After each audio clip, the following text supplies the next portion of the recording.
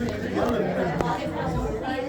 as far as I'm concerned, you are not making. Hello, ladies and gentlemen. How are you guys doing tonight? Yeah, we can do that. You guys doing it? Yeah, we made it. It's a new year, right? 2025, I think. I can't count anymore. Is this a big Gregorian crowd? This isn't a big Gregorian? You guys said Happy New Year's. I thought, you guys don't know that's the Gregorian calendar? That's like an American thing. Y'all don't know, like most of the world's like not New Year's. You're like New Year's in a couple months, you guys. You didn't know that? You guys are like all on a different, you guys didn't know that? New Year's isn't like April, bro. It's Phoenix season. No, it's just me. I'm on the Asian calendar. It's the year of the snake. Do you guys want to hear a little history real quick? There's going to be a bunch of really good female comics, but I think if we open up with a little history, all right? Now, the Jade Emperor, if you can follow me, right, named 12 months after animals.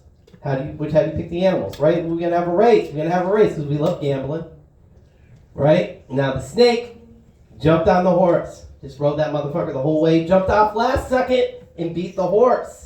To be like number 5 or something, right? So this is the year of cheating and getting ahead.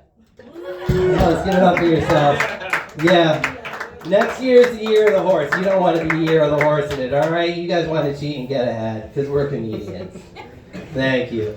Our host coming up, Emily Sierra. She's amazing. She's done comedy in New York, Connecticut, London, Brattleboro. I think that was the peak probably because Brattleboro's, I think that's above London. Yeah. Amazing comic. I just really don't want to get off the microphone, so I just want to let you guys know as much time as I can get. The bathrooms are back here. You need to pee while somebody's doing comedy. Do it. They might make fun of you. If you want to get a drink while somebody's doing comedy, do it double fist, because we are a double fisting crowd. We love drinking, and we're supporting America. Don't get drunk, bro. All right, ladies and gentlemen, ladies of comedy, bring up your host, Emily Sierra.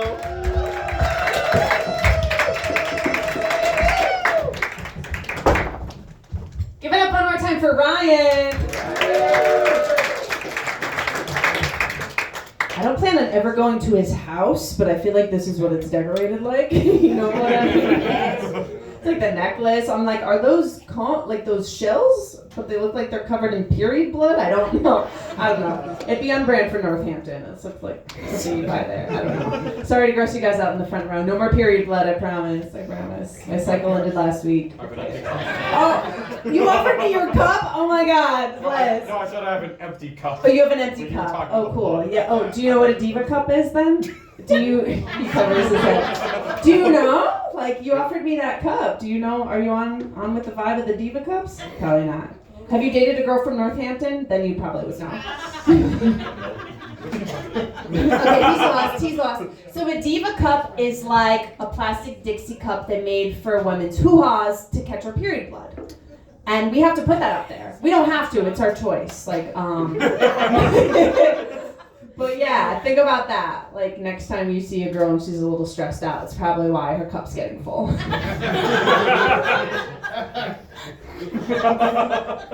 Yeah. I'm not a cup girl. I just, no part of me can relax enough to like put, I don't know, an appliance in there. You know what I mean? Like, I can't just like go about my day and I'm like, all right, let's empty out the juice container. Like, no fun. Yeah, okay, we'll move on from here. The guys are gonna leave. We want him to stay. We want him to stay. It's ladies' night. We're not all anti-men here. I'm excited there's guys here. I'm single. Woo! Single in the new year. But yeah, it's from being single. I tried online dating. Are you guys into that at all? Really? Backwards hat guy? You look like you slay on Bumble. You know what I mean? Just all the girls with the silver fox fantasies, maybe some daddy issues are like, yeah. He'll take me to golf and brunch. Do you online date a little? Sometimes, yeah, right? We dabble, right? Now's a good season for it. Make your draft list. No, I'm kidding. So I online date a little bit, like him. I dabble. If you're in the crowd and you've never online dated, I'm gonna paint the picture of what it's like for you. Okay? Picture this: you have a brand new house you're trying to furnish, but the only place you could shop at is the dump.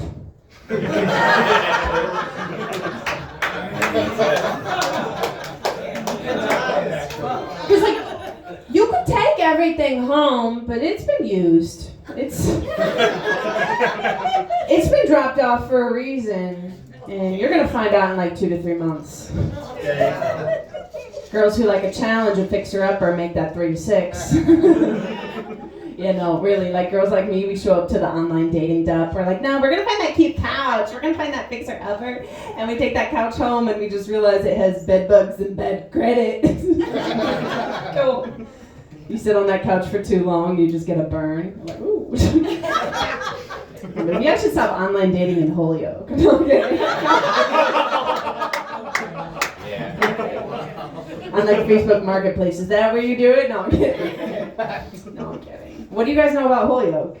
I live there. You live there? Yeah, girl. How about you, sir, up front? Boy band, Fall Out Boy. It's alright. It's alright. What do you mean it's alright? You get your drive-through food there when you're high? Like what do you do? Yeah. Pretty much. I like that. Are you in a band or you just look like you? I just look like Yeah, Fall Out Boy or look whatever. like trying to have a personality. Yeah. He's fun. He's fun. Are you guys friends or just keeping the distance between you with the seat? Wait, it's for the water. Oh, it's for my diva cup. That's my diva cup now. It's for the water. It's empty. It could be my period blood. We don't know. No, I'm kidding. I said my cycle ended. Somebody's cycling now. We just had the new moon. It's bound to happen. Girls, raise your hand. We'll throw out a free tampon. Whoop. Okay. No, guys, you're funny. Like, back to the period thing, and then we'll never go back, because then I'm going to lose you forever. Guys are funny. Like, when we talk about our periods a little, like, out in conversation, or, like, you even see them in CVS, and they go by the aisle, their buttholes tense up.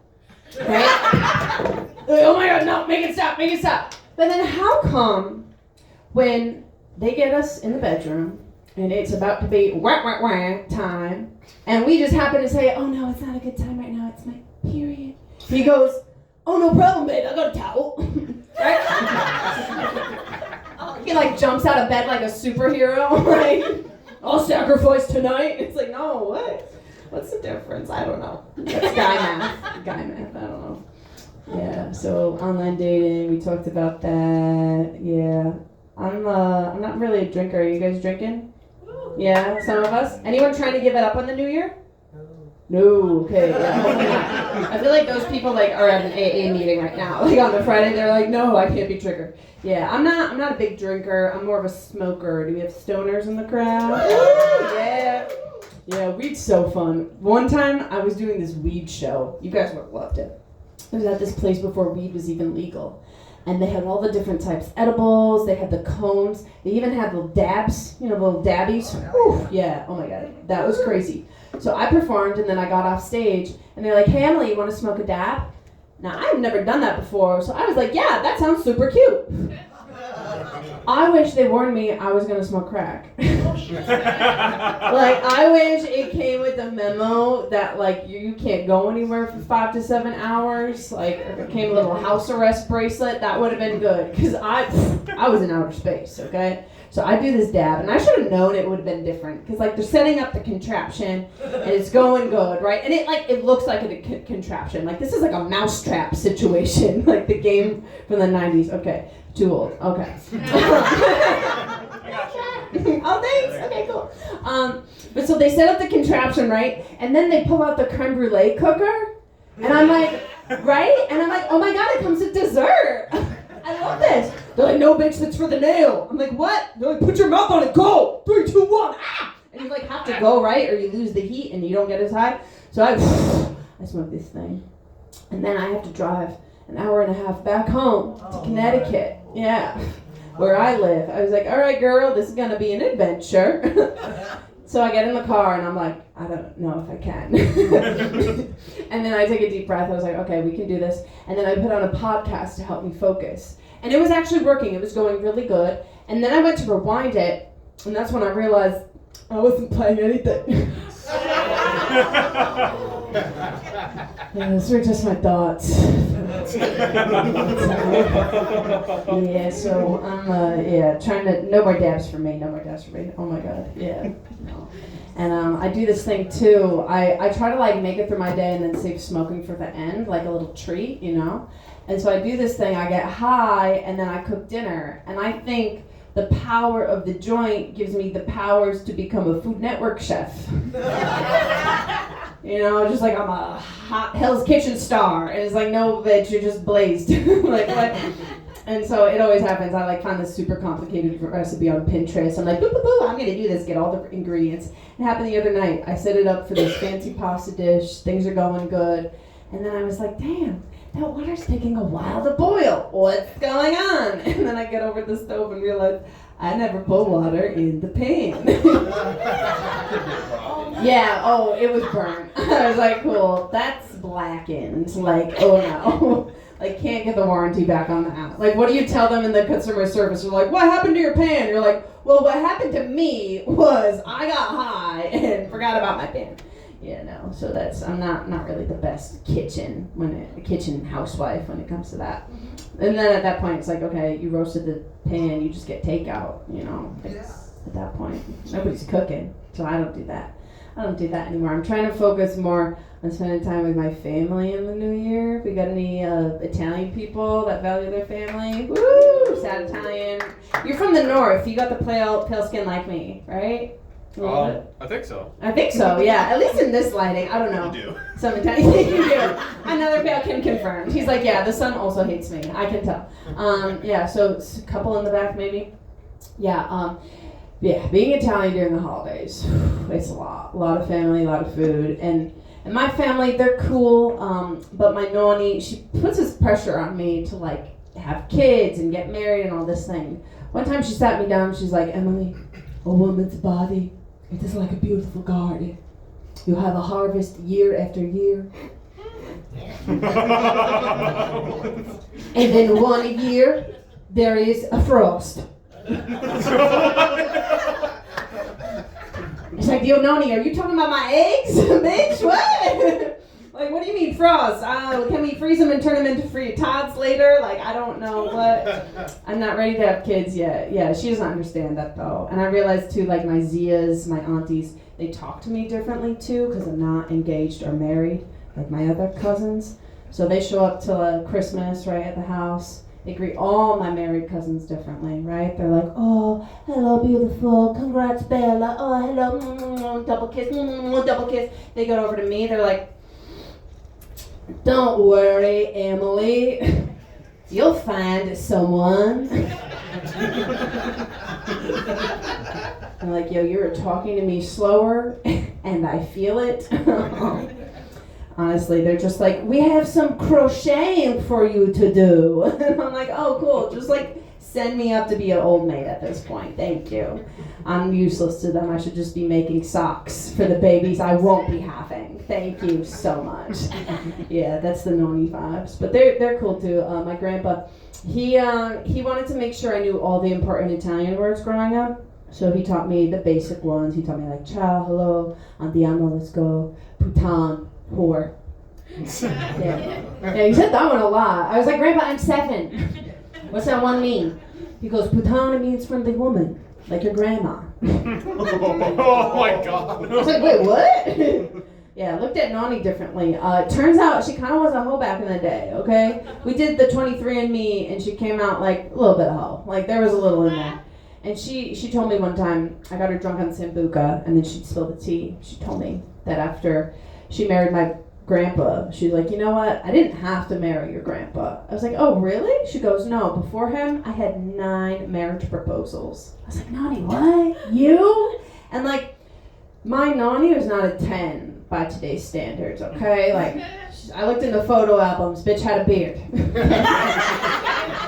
Brill it out, okay? But like, what she did have was 10,000 acres of land. So I think her olives were bringing all the boys to the farm, you know? No, really. But you guys have been so fun. Are we ready to keep this show going? Yeah.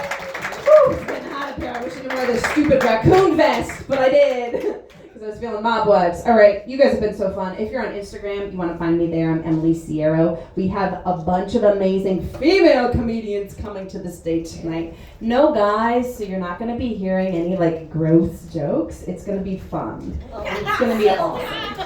Yeah, exactly. Like it's going to be fun. No woman is going to like made to feel uncomfortable tonight and like made to want to leave the room. It's going to be great. And let's give it up for Jasmine one more time for producing this show. Creating space for all the girls to come perform. We love Bishops on the fourth floor. And thank you guys one more time for coming out tonight. Let's kick off this show. Your first comedian coming to the stage performs all over. Please put your hands together for the very funny, the very beautiful Ophelia Summers.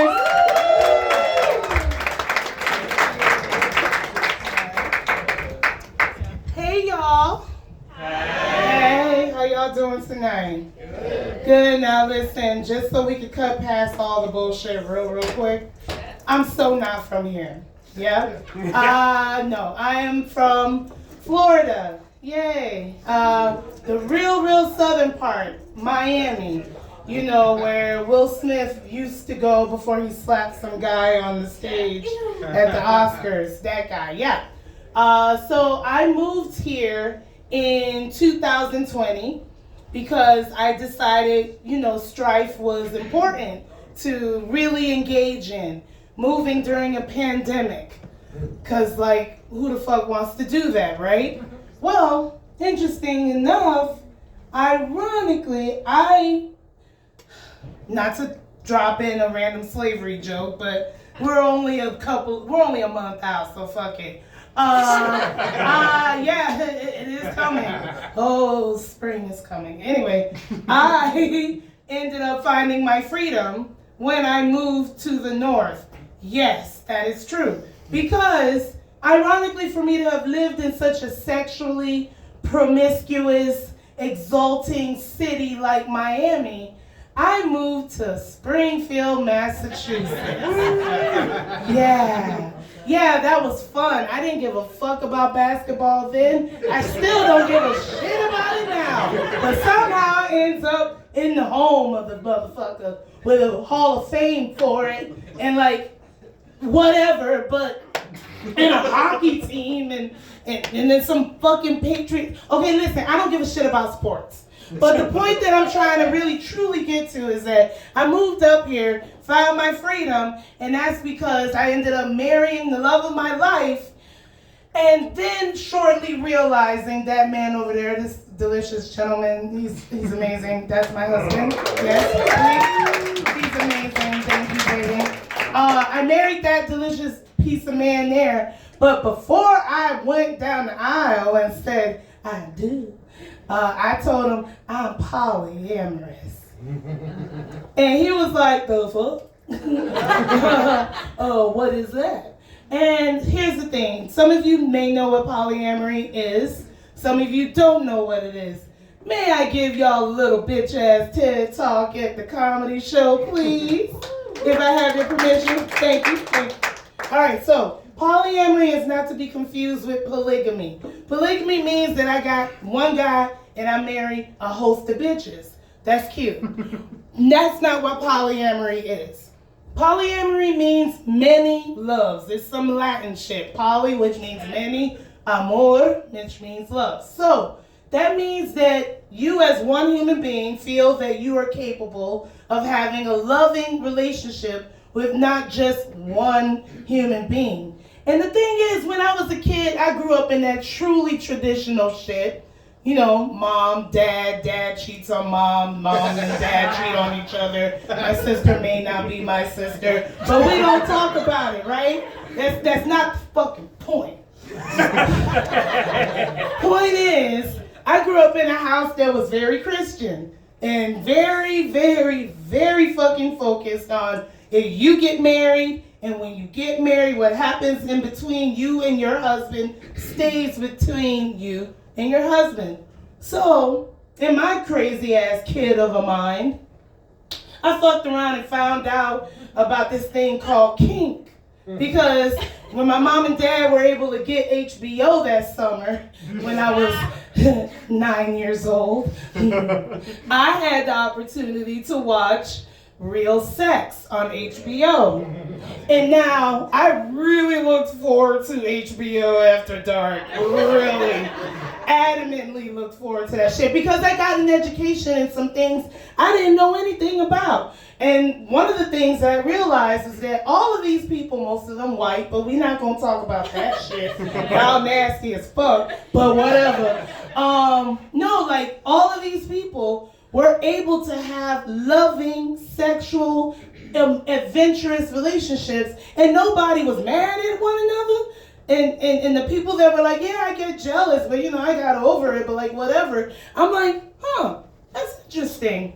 So then I thought, what would it mean to, have a husband? Yeah, I want to get married, but I can't really imagine that this one man who is strong, delicious, nutritious, especially, but I'm not going to go into that any further. But all of these things, he is not also capable of being my everything. Because I'm a cop.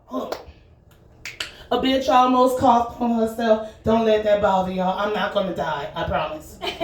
I'm just chewing gum while doing my set, which is a bad idea, but I digress. Anyway, I did not realize that being me, my complex being, there's no way that this one guy is going to be my everything. I'm really weird, y'all. Like, I just almost choked and died on stage. That in and of itself is fucking amazing. But, like, I love musicals. I love rock music. My most listened to artists this year, according to Spotify, were Kendrick Lamar and Billie Eilish. I'm a diverse cunt, okay? And I don't think for any reason that this man who loves all the shit that he loves, a lot of it I don't give a fuck about. Dragon Ball Z can only scream for so long. Only for so long. But this man, he loves everything that he loves. And I don't love all of it. And that's okay. And he thinks certain beautiful women walk by. I'm like, yo, dude, I agree. She is gorgeous. And if she thinks he's handsome, I'm like, I agree. He is handsome. But at the same time, when I see a little white boy walk by, that look just the right amount of fine, hi, Silver, I peep your ass. I will have no issue being like, baby, you see that silver fox over there? Backwards hat, he could get it. And my husband be like, yeah, dude, I for you, I agree. And that's okay. And I had to find that out when I took the risk. Sort of not really took the risk. The motherfucker was looking on my phone, and that's cute. Stop looking at people's phones, okay? You go looking for shit, you will find a pile. You dig? Okay, am I wrong? All right, just saying.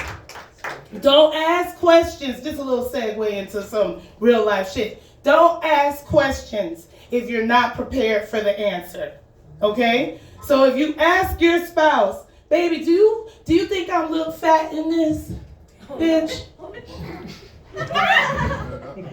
Sis. Girl. You know when you put that dress on. You know you felt like you might have needed to put on the Skims too. And you did it. And in your heart, you know you did it. But now you're going to put that weight on this poor man to have to tell your funky ass, nah, baby, you look good. You gonna go dancing in that dress? Oh, okay, I'll be sitting in the corner over there while you try not to peel apart. It's not fair, right? It's not fucking fair. Don't ask questions if you're not ready for the answers, all right? So moving on. So this dude and he finds out that I kissed someone. And mind you, I only kissed this motherfucker one time. I haven't seen the son bitch since. And frankly, the fact of the matter is I appreciate his sacrifice to the betterment of my relationship because now I have way more sex than I care to admit, but I do.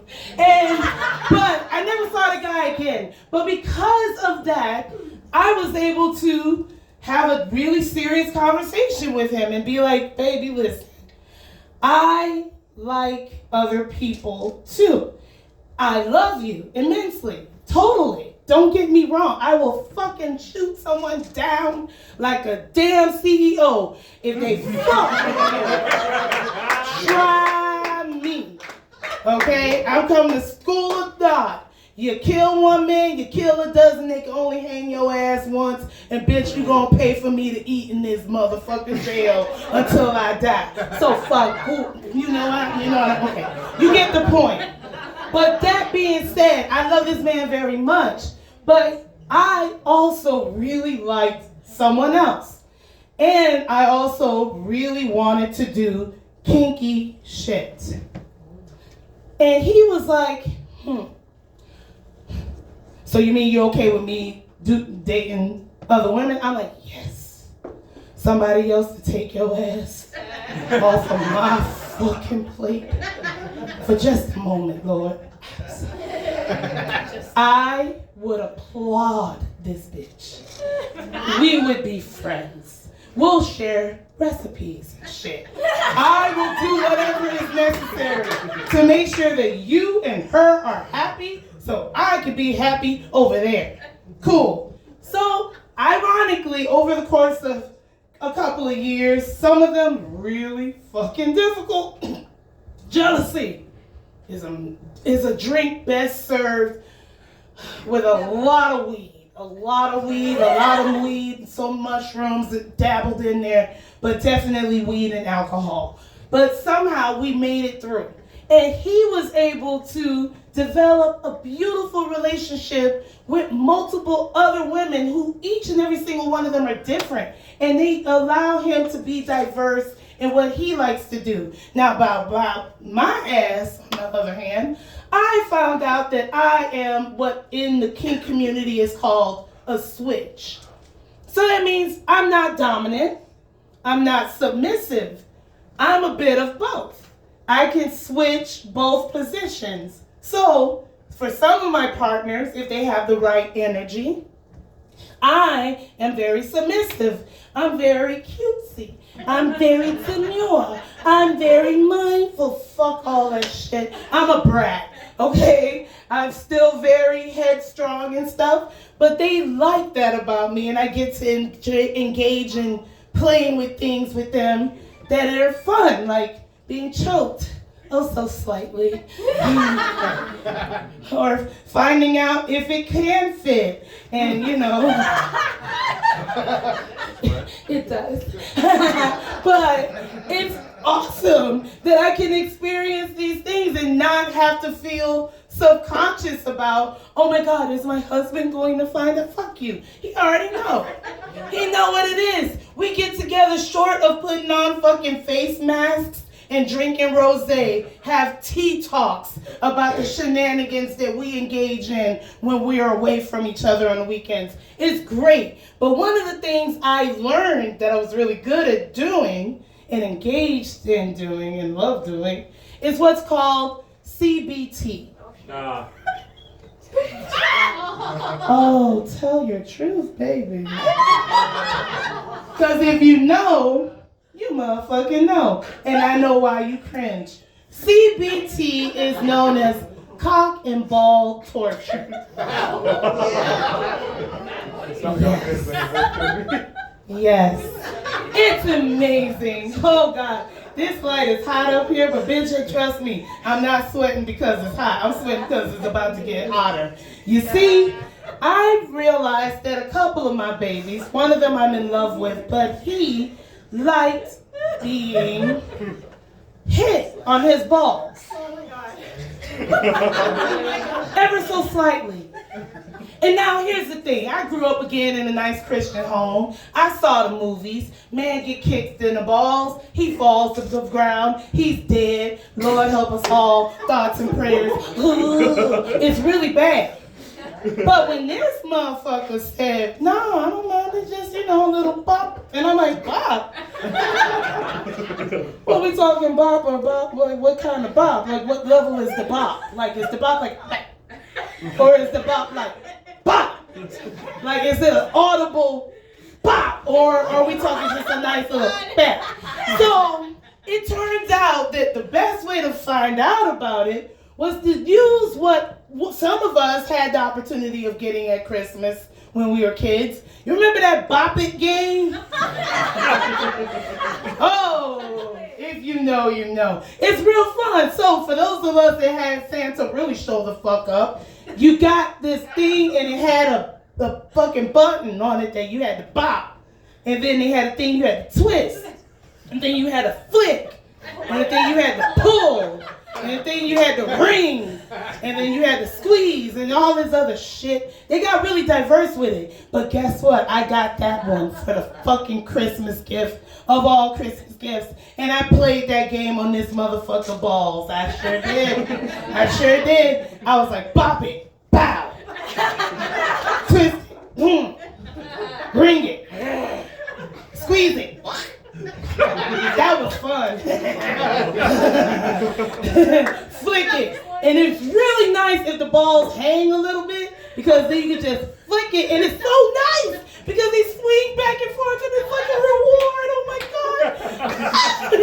It makes me excited that I get to, like, oh my God, make this guy really fucking come from me playing a kid's game on his balls. It's weird, but it was fun, and everyone liked it, and he came, which was weird too, because I'm like, so you like paying like this? And he's like, no, you can't, like, it has to depend on the situation. I'm like, my guy, we're sitting here watching fucking America's Got Talent. This is not the situation it has to be, right? Because, like, can we diversify? But no, it ended up he liked it. But then I met someone else. And this one also likes CBT, but his CBT was just a little slightly more engaged, a little bit more torturous, truly. He liked having pins. Oh my God. Clothes pins. You know, when you used to hang your clothes out on the line and shit? Yeah, that shit. Dollar Tree is amazeballs for this purchase. I'm dead ass. Girl, I got a batch in the car right now. I can't wait till next week. Oh, it's gonna be fun. Because what this one liked was pins being placed on his balls. And I was like, yo, I could do that, you know, I think. And then as I went to do the first one, I'm like, you sure this is okay? Are you sure? Nigga, are you sure it's okay for me to do this? Now, mind you, he's not a nigga, he's actually white. But in that moment when you do some dumb shit, you gotta use a dumbass statement like that. So I was like, nigga, you sure? And he's like, no, go ahead. I'm like, okay. So I went and pulled down the balls a little bit. And then, you know, I just pulled it and then clumped it on, and he was like, huh. I was like, huh. Was that painful or was that like, And he's like, that was good. I was like, oh, okay. Because here's the thing, I'm having fun. He's having fun. We're having fun. So, 1 pin became 5 pins. 5 pins became 12 pins. 12 pins became 43 pins. 43 pins became 73 pins. Yes. And here's the best thing about it. It's really artistic. I got to do my absolutely best surrealism, you know, kind of like posing with the dick. Like it had like a nice little lion's mane on the top of his collar, on the top of his dick. It was gorgeous. Oh my God, I was proud of me. But the best thing about it is that he liked every moment of it. I loved every moment of it. And I don't get to do that with my husband because he's one of those I cannot even think about hitting his dick. Like I showed him the picture of what I did, and he was like, baby, never, never, ever. I'm like, that's why poly is what we be. Because I don't have to do it with you, but I can do it with someone else. Now, I'm not doing this as an advertisement for polyamory. Yes, she is. Lisa, I'm gonna need you to shut your raggedy ass the fuck up. I'm telling my truth right now. Thank you, friend. Bitch, I'm trying to help people figure out their life. Conversations may need to be had, bitch. Shut up. Anyway, I digress. But in the interim of it all, know this. I'm a lot of things. I'm crazy, I'm cute, I'm popular to boot, I'm bitching. No hair, right, currently. Okay, so yes, we know the thrill. Oh, we watched Bring It On. All right, but all BS aside, y'all. I'm gonna get up off this stage because a bitch is running really hot right now, and I think I'm having a hot flash because of these lights, but also because I wanna give y'all an opportunity to see someone else be amazing. I hope y'all get a chance to do something amazing tonight, like, I don't know, find out if your guy likes to play bump it, or twist it, or pull it. Y'all have a great night. Thank you.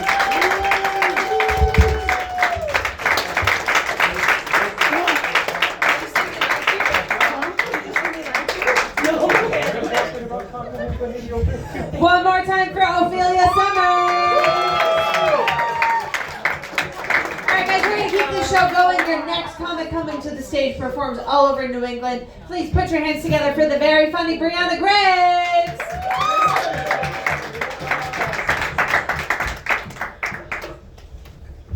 What's up, everybody? How's everyone doing tonight? Woo! Yeah, it's 2025. This decade sucks so far. Just to be honest, starting COVID, pandemic, nuts. Like Ophelia, I also moved out here in 2020, in October, middle of the pandemic. Really fucking stupid. And I was like, I'm gonna go to Springfield as well. So me and Ophelia, vibes. Yes. I'm actually moving very soon back home to New Mexico. If anyone knows where New Mexico is, that's in between Texas and Arizona. Every time I tell anyone I'm from New Mexico, they're like, hey, how's Arizona? And I was like, that's not the same state. If you've been out there or have seen the Breaking Bad, that is not a fictional show, that's a documentary of Albuquerque. It's like that all the time. Fun fact, the high school I went to is the same high school that Walter White taught at. So, if you want to know how to make meth, you can bug me after the show. I got you. Being in Mass has been very interesting over the last 4 and almost half years. I'll give you a quick bullet point. So I moved out here. I took care of a woman who had Alzheimer's 24/7. Her son then kicked me out of the house because I did not make him a sandwich, which was great. Yes, that actually happened. He's a very gay man, and I did not know gay men could be that sexist. In my entire life, I was like, oh wow, like, I didn't know it was going to be a 1950s housewife for you. I had to call the cops because he took my keys, wouldn't give me my keys back. I'm like, well, I kind of need to get my shit out, so I can't, like, do this. And when the cops came over, he was like, she didn't make me a sandwich and the house is dirty. And I want to remind everybody, these cops were not blind. But I feel like if a cop was blind, they'd probably be a lot better at their job. They'd probably shoot the ceiling or not a black person if they couldn't see anything. That was pretty crazy. So I was homeless for a little while, couch surfing. While I was couch surfing, I had shoulder surgery, major shoulder surgery. I have an anchor in the front and the back in my shoulder. So I had one arm, and then I got an eye infection, then I had one eye. So it was like a Massachusetts pirate. So I didn't ride the Mayflower, sadly. Half my family probably did, the other half was on a slave ship. So that's just because I'm half black and half white. I'll let that soak in. I know how white I look, so I get it. I understand. I have to code switch and announce that I'm half black before I want to say anything, because it's so freaking hard when I'll be like, Nick, and I'm like, oh, I don't know. All these people know that I'm half black, and I'm gonna get jumped and be like, wait, my dad's black, I have proof, and like, it's the worst. Like, he calls me Niglet, like, it's but yeah, so I was a pirate out here for a little while. So I was like homeless, one arm, one eye, and I was going to school full time, had 3 jobs, then had no jobs, and then it was fucking nuts. And then I moved in with one of my coworkers who fell in love with me after only knowing me for a month, and which was weird because we didn't fuck, I didn't flirt, I just listened to all his problems, so he just fell in love with a therapist, which I don't understand how that happened, but that was cool. But it's been fun. I appreciate it. Started doing comedy out here, so that's great. So cross that off my bucket list. I didn't really do it to make money, because, I mean, if comedians do it to make money, that's kind of stupid, because I don't sit there being like, this vagina joke's gonna pay for me and my family for everything. I'm gonna end generational curses. Like, no, I'm not doing that. Dating out here has been terrible.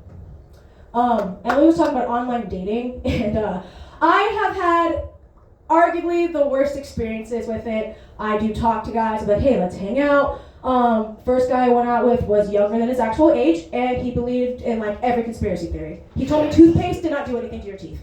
And you can't say that to someone who's really observant. I was like looking at his teeth like, you floss though. Like, so toothpaste no, floss yes. He thought the earth was flat, and I argued with him for an hour at the restaurant. And the waitress comes over, laughs at me, being like, so like, the earth is like a plate, and like, we're just surrounded by mashed potatoes, and like, this is us, and this is really confusing. I went on another date with a guy who admitted that he was in a cult, and I knew it was a fact because I watched a documentary on that cult, and I was like, yo, did I see you? It's fucking crazy. Another guy I met, this is sad, he had face tats. Worst. No, it's not. You think it is, and then you're like, wait, why does it say Nana here? And like sad boy here. That, I'm like, this is the weirdest thing to see when I'm fucking you. Like, I don't get it. Like, I'm like, are you sad right now? Because like your face says it, but like, I don't know. It's the worst. The most recent thing, because this is why I hate online dating, I'm not going to do it anymore. 2025, no online dating for Bree. Yes. So I want to read verbatimly what this man sent to me, word for word. It's a little long, so bear with me. I am so sorry to be continuing a story like this. Here we go. Now, I want to mind you, preface this. Conversation on Hinge, normal. Seemed totally fine. Went to Instagram, got real weird real fast. Part of it's my fault. I do understand this. He goes like, I like to be dominated. And I just go, I'm like, what do you mean? Like, what exactly do you mean by dominant? Because that's a broad spectrum, okay? So I was like, what do you like? He goes, so there's this fetish called ball busting. Shout out to Ophelia. I have a few videos here. Once a girl proposed doing it with me. She said it's very satisfying and that it's a dream for many women, though they usually don't talk about it. It's basically about dominating a man by giving him several strong kicks, ... in the balls. Like, ... with no mercy. It's like a form of domination. Women say it would be something very fun and satisfying. And a bit funny too. You could kick, stomp, and even wear boots. It would be interesting, but I wanted something without much pity. The pleasure, I think, comes from when the woman has no mercy. I think it would be great, ... to fulfill this fetish. Now, he sent 2 other long messages. I'm not reading those to you guys, it's just, no. So I had several thoughts after reading this. I was like, I looked back at my profile and I was like, what in my profile made him think I would do this? Like, he looked at my profile and was like, that's a masochist. Like, I don't want to do that. And I was just like, okay. And then I also was like, never thought about doing that in my life until he asked me. I was like, maybe I should have done that with each of the guys that cheated on me. I probably would have felt a lot better, but you know what, whatever. Also, I also don't feel like it was his words. I feel like he chat GBT'd, convinced a woman to ball bust me, but as a car salesman. Like, that's what it felt like. I was like, I don't know about this anymore. I replied. I probably should have just ghosted, but I was like, hey, not the one for you, because he didn't offer to pay me. Like, also, he didn't offer a contract. I'm like, what if I do this and you don't like it? You can't sue me. Like, I can't do this with you. And then, thank you, Ophelia. Third, that's too much. On the BDSM spectrum, too far. Too far for me. I might choke you a little bit, like, just, like, but I'm not doing that. I don't even want to punch you. I don't even want to slap. I've never been in a fist fight before. Like, I'll insult you till you cry, but I don't want to punch you till you cry. That's not me. I feel like after that, though, this is a secret that men need to know in the room. So, secret to women. Stop showing your freak flag too soon. Wait till I already love you. Wait, and then I'll be like, oh, maybe I can kick you in the balls. I can do that for you. Oh, you can pee on me. Okay. But if you ask me that right away, I'll be like, you're a fucking weirdo, bro. Like, no, I'm not doing that to you. Yeah. So I didn't want to continue the ball busting segue, but like I had to talk about that. So thank you, Ophelia. That was like perfect setup. Emily talking about periods though, I will say this. If you're a man and don't like to have sex with a woman on a period, a sword is supposed to be bloody. So, keep that in mind. That is like just a factual thing, okay? Killing though. It can hurt a little bit. That's okay. Get rid of my cramps. Thank you. Like, y'all know what that feels like. It sucks. Like, imagine me just sitting there like, can you stick your dick in me? Thank you. Like, that'd be great. But moving back to New Mexico, I am going to have like the weirdest form of nostalgia because I was out there for middle school, high school, a little bit of college till I dropped out because fuck it. And then, but I was thinking about like middle school days and like, I don't know if any women in this room did this in middle school, but the women I was in school with were fucking crazy. We would run around and then randomly punch each other in the tit and go, breast cancer, and then run. So you had to walk like this everywhere you went. And the teacher's like, what the hell's going on? We're like, we can't get hit in the boobs. And they're like, what the fuck is going on? So that was really funny. We used to take those little BB like pin balls and like put them in pens and then spin them at each other. To the point, yeah, it was just like, you just like peg them at each other. It was awful, literal worst. I also am worried about the creeps that are gonna come creeping back into my life that never talked to me out there because one hit me up like 2 years ago. It's like, hey, ever since 6th grade, I thought the most beautiful woman I've ever seen. And I was just like, 6th grade, I wasn't a woman. It also took you 17 years to say anything to me. And so that means for 17 years you watched me grow and you're like, she's still hot. Also, for one, any woman you fucked, if they knew you said this to me, they fucking hate you. Because I'd hate that. Like, so you were thinking about her when you were fucking me? I'd be like, probably was. So, I'm sorry. I want to say something about comedy. I've been mostly depressed my whole life. So I feel like laughter has healed my soul. Yes. Thank you. I needed that today because I really thought about slitting my wrist. But I was like, no, I got a show. Sorry. Dark humor, depression in disguise. If you don't know that, that is a Transformer joke because I'm a nerd. Being nerdy is probably a pillar of my character. I do have Star Wars blankets. I have a Star Wars mug with Darth Vader on it that stirs itself. Because like, I want the Force. So, although Star Wars kind of sucks now. I don't know. I can't deal with it anymore. They need to stop remaking things. They need to let things just be where they're at and die. Like, yeah, like that CEO.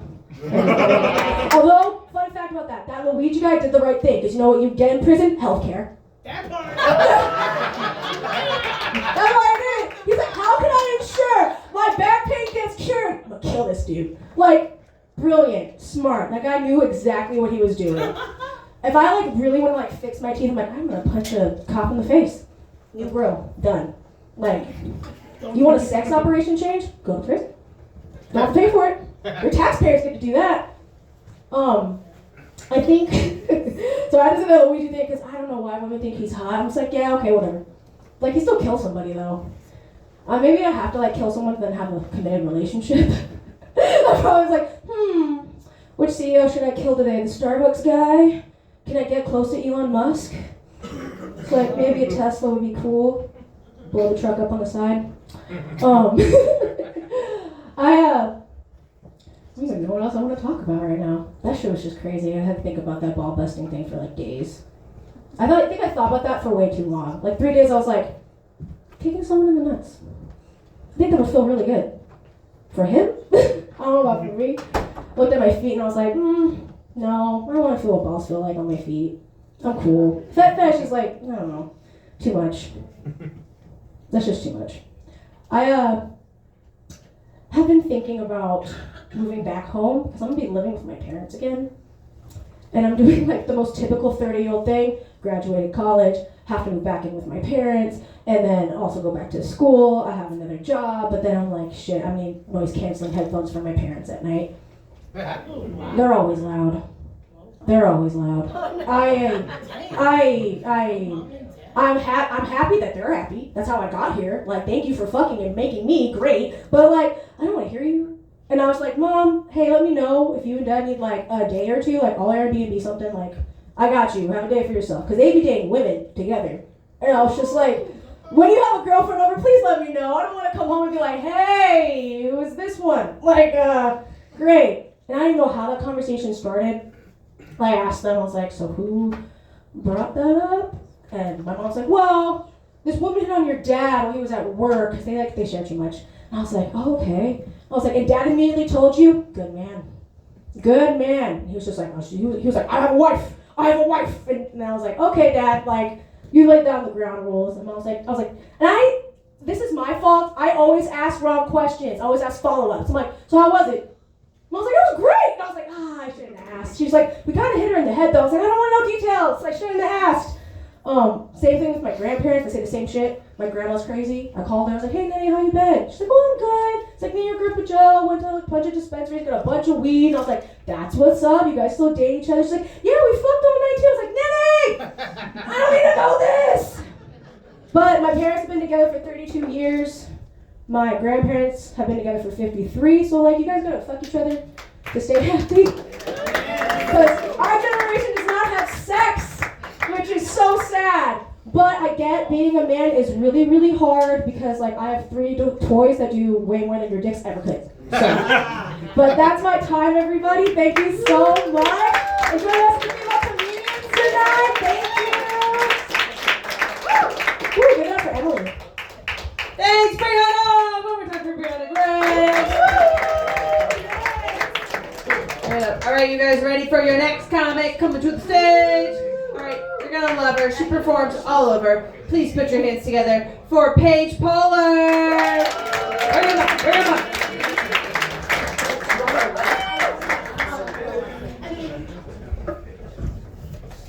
Hello, Northampton. So my husband too has a fetish. It's when I look him in the eye when I tell him I love him.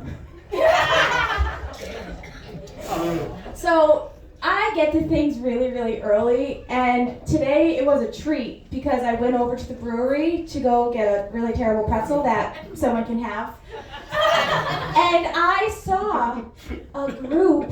Wasn't all white people, but there was a group of people learning how to salsa dance at Progressive Brewery. And that wasn't the part that threw me off. What threw me off was how their bathrooms were still labeled male and woman, man and woman. And I think they really need to rebrand. So who here has had a really long week? That's right, Addie. With your vape and all. So I've had a lot of long weeks. I've had a lot of different jobs. But no job has ever made me feel more alive than I work for hospice. When you sit with someone who's dying, it really does kind of put a lot in perspective for you. You don't really sweat the small stuff anymore, but you do sweat the big stuff. Like how my husband folds the towels and how loud he chews his food that he made us. But I've always wondered though when someone's like, oh, they died so peacefully. No one's ever told me how they felt when they died. And was it like a burning fire or was it like the pearly gates? I'm still waiting for my grandma to tell me in my tarot cards. But we'll move on. But the female body is amazing. They say PMS is your body telling you that you need to find a new mate or a mate that will get you pregnant. That doesn't surprise me. What does surprise me is that my ovaries can hear my husband chewing.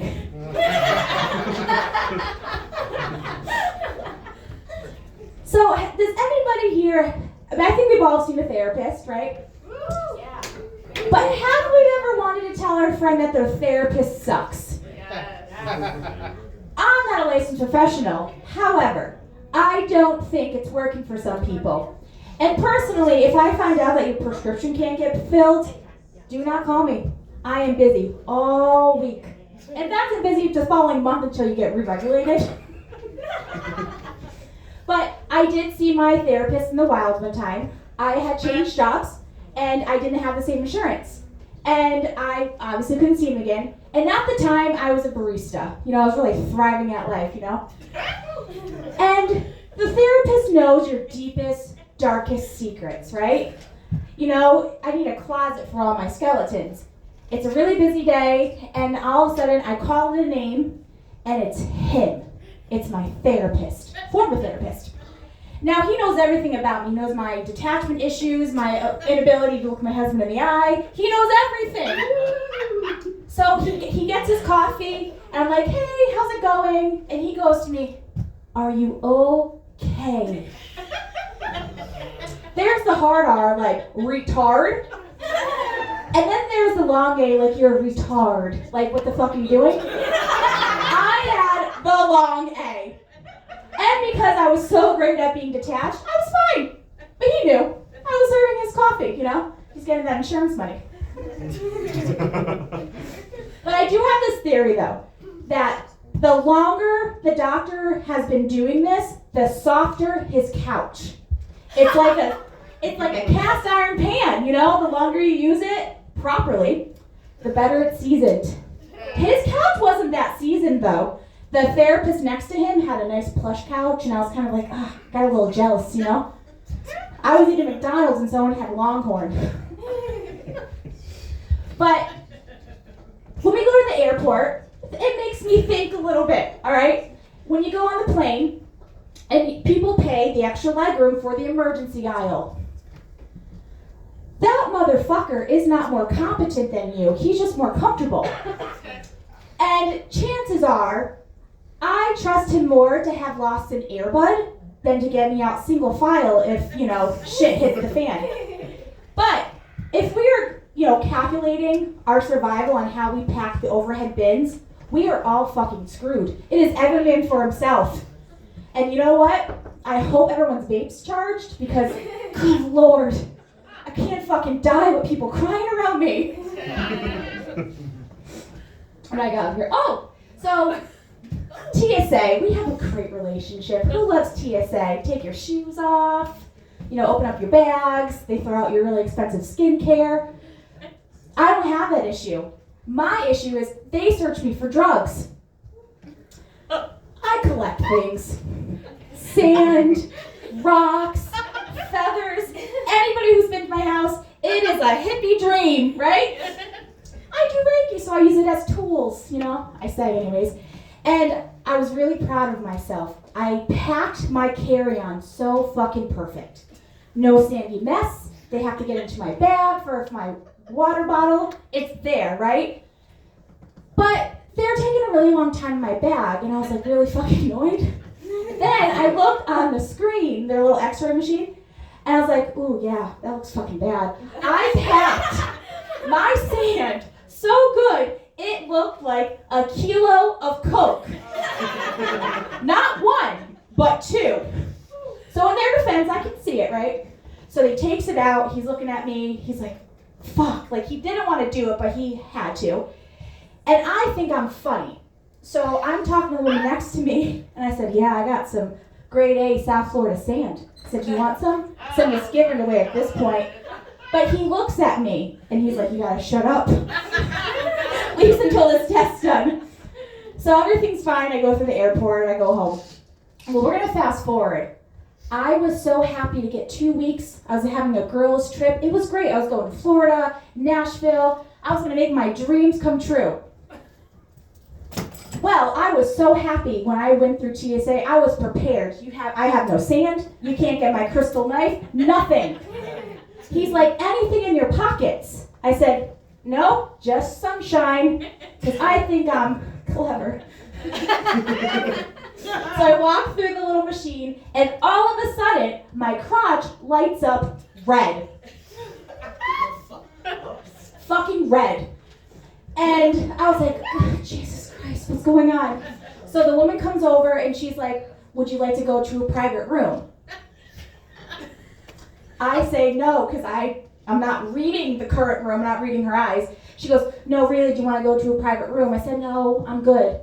And then she goes to me one more time, are you sure? That should have been it right there. And I was like, no, I'm good. So she goes, okay. I was like, okay. She starts checking every crevice of my body. Okay, under the bra, under the armpits, I get it, right? Then she goes for the crotch. And so for the men in here, if you ever have to go get tested for a UTI, they make you wipe very thoroughly. side, and then up. She was probably checking for a UTI or a tear cup. I don't know. But then she told me to relax. So then I had to untighten myself up. And after that day, I just never really felt the same. So I didn't think anything of it. And then I get to my destination. I was like, Shannon, I think TSA has a thing for me.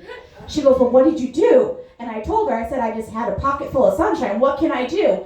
She's from Arizona, and she's lived a seasoned life, so I kind of believe when she tells me something. She goes, Paige, you know what that means, right? I go, no, I don't know what that means.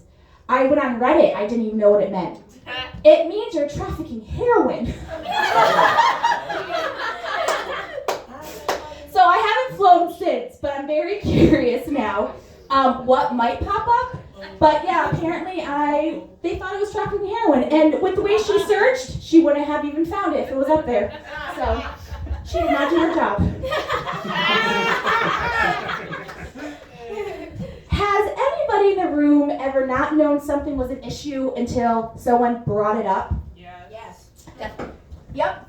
So I had an ex of almost 4 years, okay? And there was one night, we were having sex, and he stops midway. Now that can cause a heart attack, so I was like, what the fuck's happening here? He proceeds to tell me how much he hates his penis. Wait, what? He hates his penis. And at that moment, I decided I hated it too. For the rest of the relationship. Now, if you ask me, Paige, how were you with somebody for almost 4 years and you hated his penis, he hated his, and you just hated his whole being? Well, when it's your first boyfriend at the age of 20, and your self-esteem is smaller than his dick, you're gonna be there for a while. And it took the third time for him to go to jail for me to be like, yeah, I don't think this is working for me. And the best part about it was he lied a lot. He got into a lot of trouble. And at that moment, though, I could hear the truth in his voice. I could see it in his eyes. And that wasn't the small win I really wanted. But I've since moved on, and life's happy now. We're good, right? I have an amazing husband, but I like to go into the fantasy world. Who here watches or read Outlander? Anybody here? My girl's back here. This is about a woman who falls back in time, right? She's from 1940, goes back to the 18th century. She falls in love with a Scottish Tarzan. Oh, you can climb him like a tree. And then I thought to myself, just what if? What if I happen to go to Scotland, I had the money, I touch these magic stones, and then I go to Scotland and I find this Scottish Tarzan, who happened to have all his teeth, by the way, who did not beat me because I have an opinion. How would it be? There's a couple things that would take the romanticism out of this. One, childbirth. I'm a natural girl, but let me tell you something. They invented the saw for childbirth, not to cut trees down, guys. So don't take me back there. The second one is I would have to be on horseback in this type of weather, if colder. And then the other one is, I think I'd be burned as a witch. Totally. I have a 20th century education, which is good for nothing there, right? I know how to fix a toothache. I know how to brush my teeth. They didn't know that back then. They probably think I was the devil. But there is one thing, though, that will totally take me out. Hands down, most barbaric thing on the planet. Picking a fucking splinter out of my foot. I'd be done. Slit my wrist. I'm over it. I live in my house is 120 years old. In order to get the splinter dug out, I need Orajel. Even then, I can't do it. So you put me in the 18th century where it's wood everything, I'm probably gonna get syphilis, I'm gonna die of tuberculosis, I'm probably gonna get something that's gonna take me out, but it's definitely gonna be a splinter. And I'm a big fan of taking your shoes off in my house, but when you come to my house, I'm a humanitarian. You can keep those shits on. The holidays are over. Well, the ones in the wintertime anyways. But there are certain conversations you can have with your family. And there's certain conversations like, it's time to duck and cover. Me, it's not the baby talk. It's not the talk about like how to get healthy. It's the 401k talk. Everybody will find a way to talk about their mortgage, their retirement, how close they are to paying off their cars, their interest rates. No, not me. I don't have a 401k. I took that out when I moved to California. Never put it back in, but it's okay. So I make dream catchers. I'm an esthetician. I do a lot of different things. I would like to make money off my art. But just when my family just tells me, they get me thinking maybe I should invest in good dental, invest in a great 401k, I do think about there is a failed artist who never made money off his art. And that, my friend, is Hitler. Somebody once said he was a funny man. He could captivate a room. He didn't do his art. And that's why he stole so much art. They found when they went into the camps, they realized how much art he had because he just loved it so much. But he never pursued it. And I can't, in good conscience, not pursue my art because failure makes you do really weird things. And I'm not ready to see that side of myself yet. But I'm going to end on this one. Follow your dreams, because you guys can decide what kind of documentary you become.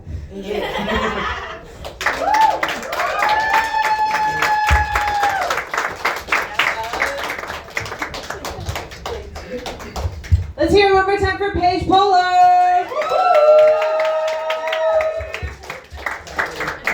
All right, you guys, how we doing? We're good? Awesome. You guys are going to love your next comedian. She's a regular here in the area. Has been doing comedy for, I don't know, how long, Lisa? 9 years. Hell yeah, OG in the game.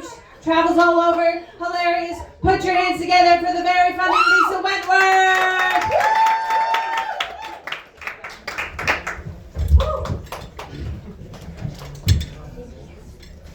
All right, I'm wearing my special pussy pants tonight. Yeah. It's not because it showcases my camel toe. Cut the fucking shit, stop looking. It's because there's little kitties on there, you sick fucks. Just because all these other people talked about nasty shit, who the fuck do you think I am? I ain't seen a dick in 3,102 days. Yeah. In case you're counting, that's 8.5 years. Yeah, it's a long time. It's not like I'm not trying to see some dick. I've been trying. Yeah, I've tried this Bumble, Humble, Fumble, all that fucking shit. All of it's been a fucking fumble, man. Fucking internet dating, fucking fuck that shit. I liked it when I could just go to a bar and fuck somebody with no... No, I'm 56. We did it old-fashioned way. Like, you just walked in, you met somebody, you fucked in a car, or in Denny's bathroom after you did a few lines. Like, it was fun. Good times, people. This shit, you people hook up, you don't even kiss, you weird shit. Weird shit. Anyway, I'm trying to get laid. So I'm trying this internet dating thing, and guys, I'm super excited. I'm talking to this guy from New Jersey. He's 6'7". He's got green eyes. Ladies, he says he's an artist who doesn't believe in material things. No. What? Yeah, what's that mean? Broke as fuck, don't have shit. That's what that means. I knew it. I'm not stupid. Hoping dude had a dick though. After 8.5 years, what the fuck else do I have to do but take a 4.5 hour ride in hopes of fucking procuring some, right? Right. We're chit-chatting, we're, getting along, chatting on the phone and shit, and I go first. I said, hey, I went to Florida to be my girlfriend's maid of honor, got myself knocked up. Thank you, Janet. That's fucking, yeah, yep, went to her wedding, got myself knocked up on vacation. Way to go. Yep, so I'm being honest, telling the truth. This is how, this is how you're supposed to fucking do this shit, right? Back and forth, right? His turn to go. This is what he feels is relevant fucking information to share with me. I thought we were trying to smash, but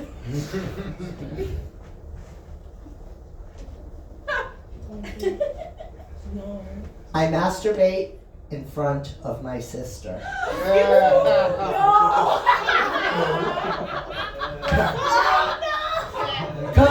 Come again? No, maybe let's not fucking come again. What the? I had so many. Does she know? Do you do it? Fuck, never mind. Fuck that shit. Never mind. Fucking left swipe. Fuck that shit. I ain't trying that shit no more. I'm talking to this other dude from Rochester, New York. Shit's going really, really well. We're gonna meet up day before we're supposed to meet up, and he calls me up, and I gotta tell you a few things about him though. He's like super cute. Fucking sent me a photo. He had guns the size of my head, standing in front of a fucking crotch rocket motorcycle, looking hot as hell. I was telling my girlfriend I was fucking him before I ever met him. All right? I was like, yo, look what I'm fucking doing. Yo, look at this shit. Fucking great. Yeah, fucking don't do that. Anyway, y'all, day before we're supposed to meet up, I'm super excited. He calls me up and he says, hey, Lise, there was a little incident at work, and a box fell on my dentures and broke them. Dude, why were your fucking teeth out at work? Okay, fine. What the fuck, dude? Like, okay, fine. Like, I stopped wearing a bra 3.5 years ago due to excessive hot flashes. I'm missing some teeth in the back, too. Hop your ass on a little fucking crotch rock. Get the fuck over here. 8.5 years. Did you not fucking hear the memo? 3,102 dick-free days. Get the fuck over here. Y'all, I'm so excited. It's the day of, and I'm like fucking tripping over my pussy. It's fucking dripping. Like, so excited. Dude's gonna knock on that door, and we're gonna go upstairs and fuck. But my fucking son is like sitting on the front step, and I was like, dude, what the fuck are you doing? And he's like, Mom, I'm waiting for your man because I'm gonna ask him what his intentions are with my mother. Dude, let me tell you what my intentions are with this fuck. I'm gonna go up there and make a shitload of noise, so like maybe you wanna like take a nug and fucking go for a drive. Because I'm about to get some fucking dick, alright? That's what we're doing. Anyway, he fucking goes off with his girlfriend for a drive because he's a nice boy. And then, dude texts me, he's around the corner, and I'm so fucking excited, and I'm like, oh my god, like this is it, 8.5 years, I'm done, I can't wait. Y'all ever order something on Amazon? No, I'm just asking because I like recently ordered something from Temu and people saw it the other day. Yesterday. Yo, that shit was Barbie doll fucking size and these motherfuckers said it was a 2X. I was like, excuse me, what the fuck? And then I put it on and it actually fucking fit. Like, who knew? It was a grower, not a shower. Who knew? Who knew? Anyway, y'all, I was so fucking excited to see dude. But like I said, I've ordered shit and it hasn't worked out. I opened up that door so fucking excited, you guys, and my heart fucking dropped to my fucking toes. Cause hot looking dude on the fucking bike looked like he got hit by the fucking AIDS bus. Not once, but like fucking run over, backed up, and then fucking hit again. Alright, it was either that or active addiction. Don't judge me when I say yes, I fucked him. Dude, fuck you. I feel your judgment. Fuck you. Fuck you. I just put a bag over his head. And mine. And I pretended I was fucking the photo, you guys. Shit, it was fucking... No, it was really, really good. No, it wasn't. And the famous words of Randy Jackson. That was a motherfucking no for me, dog. No. But, y'all, I do want you to know that actually after 8.5 years, I finally did get one of my fellow comedians was nice enough to fuck me. Yeah! No! Only problem, after 8.5 years, shit don't go like it did 8.5 years before. Did you know that? I found out 3.5 minutes in, I was not in fucking shape, and I was not in shape to fuck. A hot flash, a leg cramp, and an orgasm. The end. Time out. Have a good night, you guys. Enjoy the rest of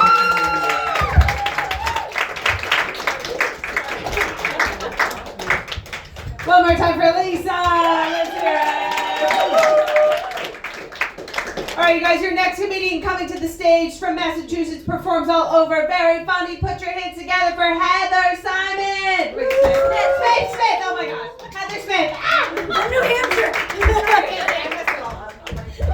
I wish I was from Massachusetts. I'm not. Actually, I was born here. I was born in Boston. I live in New Hampshire now. Everyone, Happy New Year. Everyone have a good holiday. I had the privilege of hosting this year. I hosted like the holiday parties at my house, and I'm going to trip on this, which means I had the privilege of getting lit in my own kitchen, which I love. You just walk around all fly in your own kitchen and get fucked up. But my other favorite sport is watching my mom drink because she never drinks.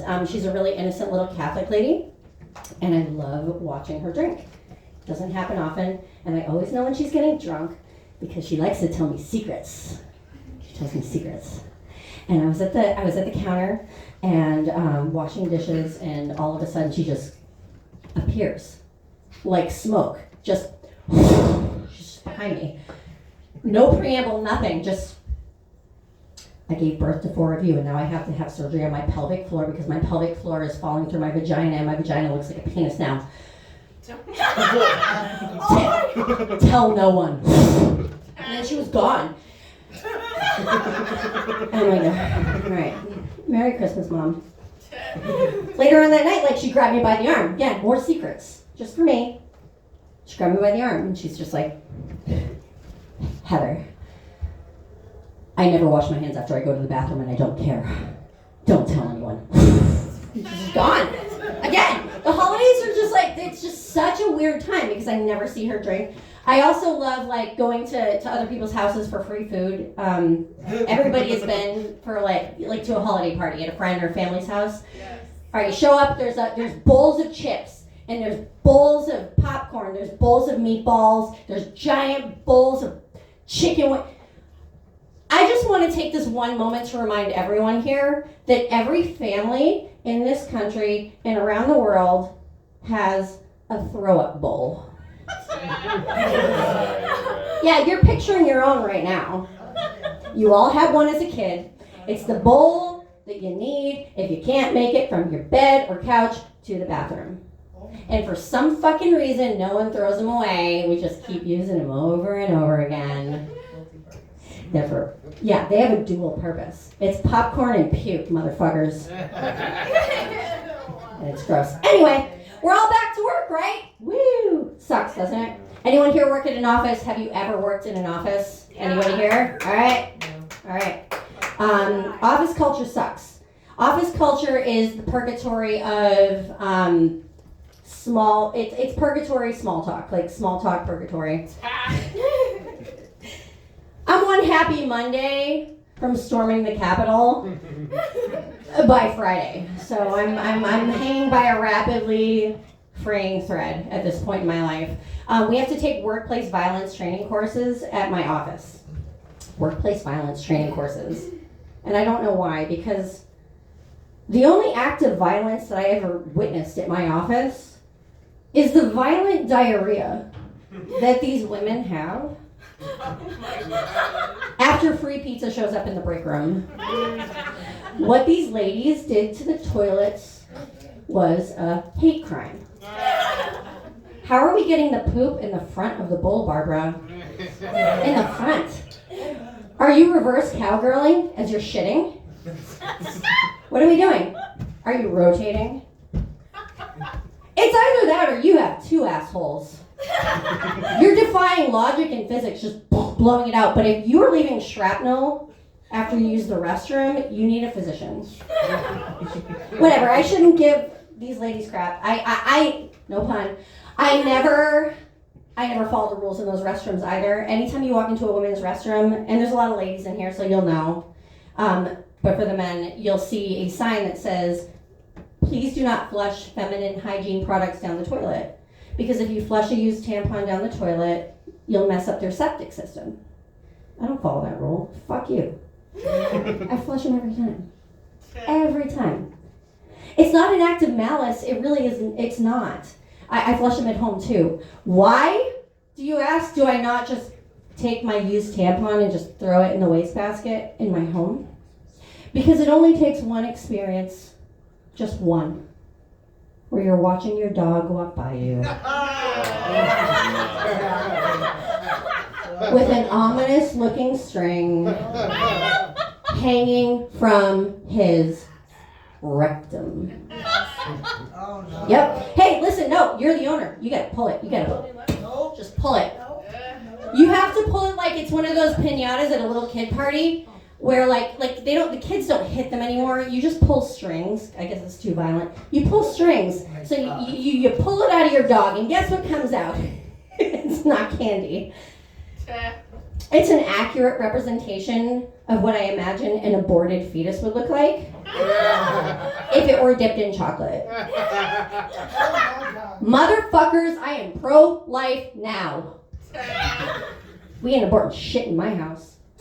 I have 2 beautiful little kids. I always wanted kids. I never had any interest in like pregnancy and labor and childbirth. I don't know why that's romanticized in the female world. I don't get it. I was scared of the pain. I was afraid that down here would never be the same. It's true. But every lady I talked to was like, don't worry, it's natural. It's beautiful. It's so natural and beautiful.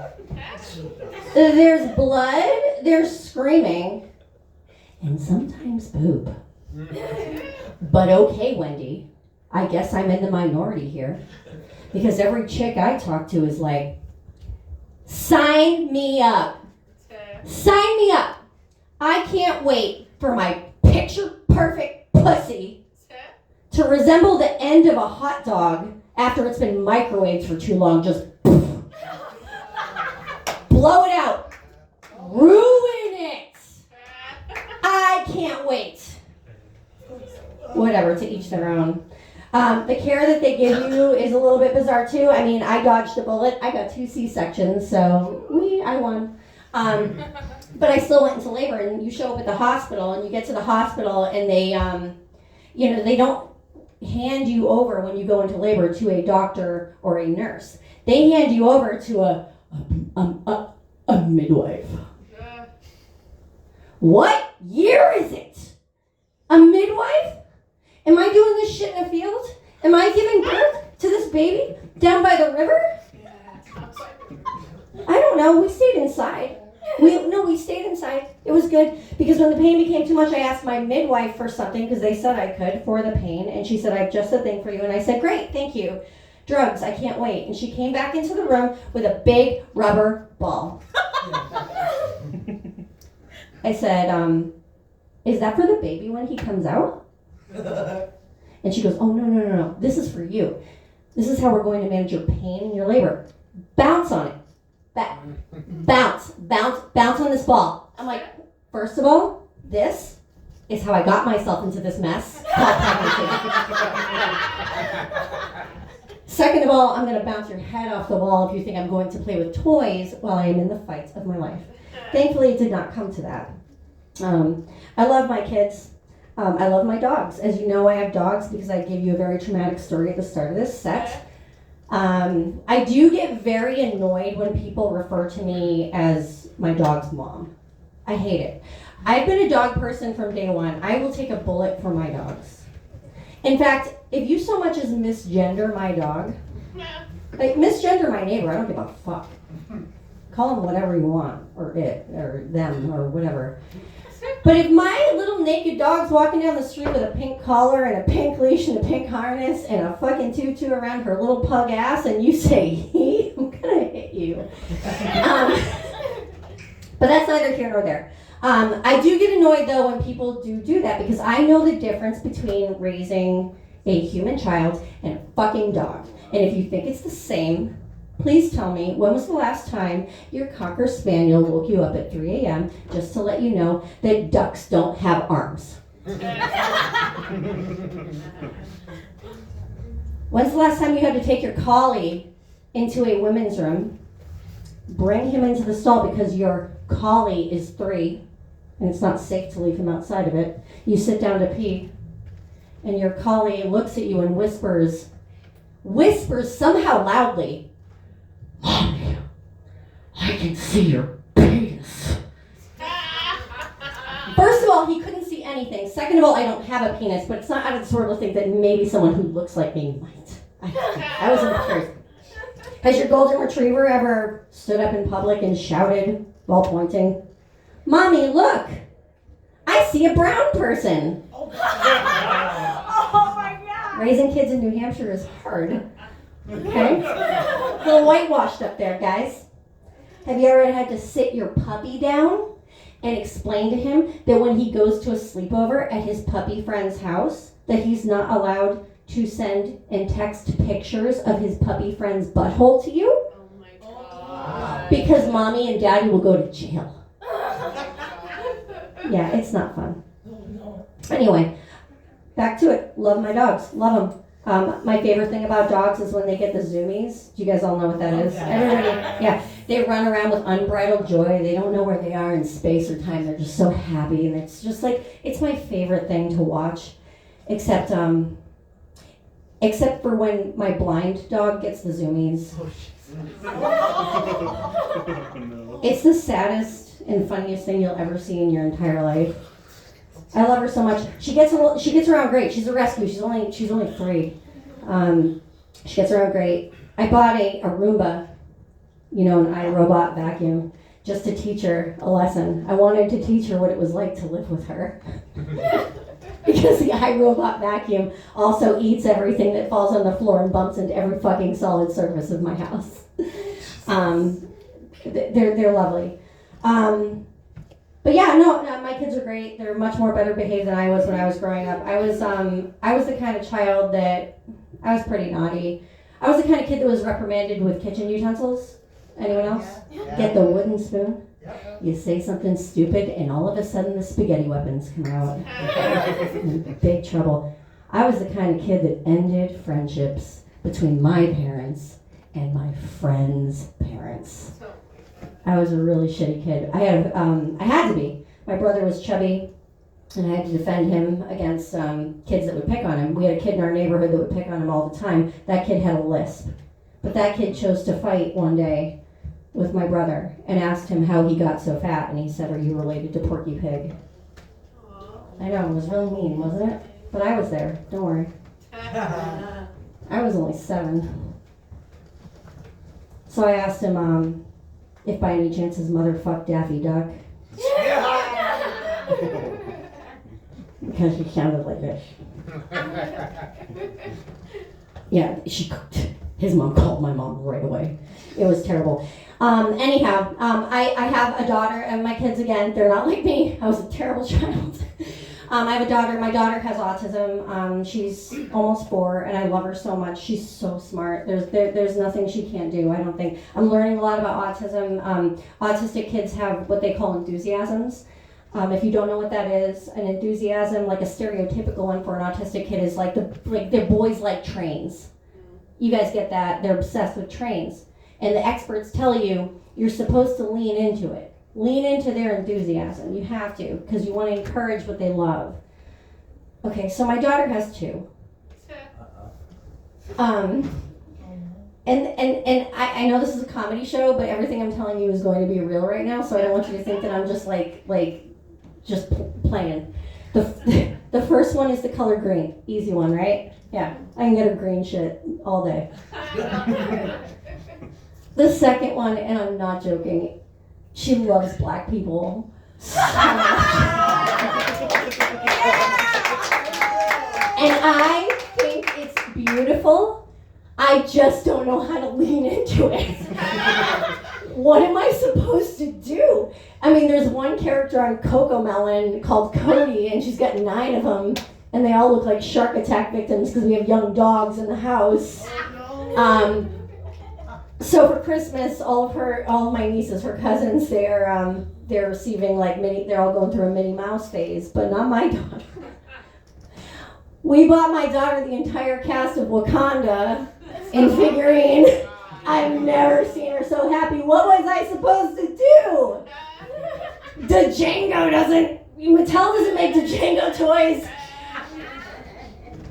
There ain't no 18th century plantation I can buy that will be cute for a 4-year-old. It's just fucked up.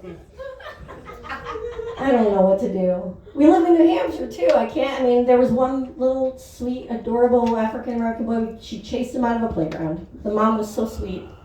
But I digress. I do hope my daughter ends up being a little bit girlier than I was when I was growing up. I was a tomboy, and it was not easy. I wasn't cute or beloved.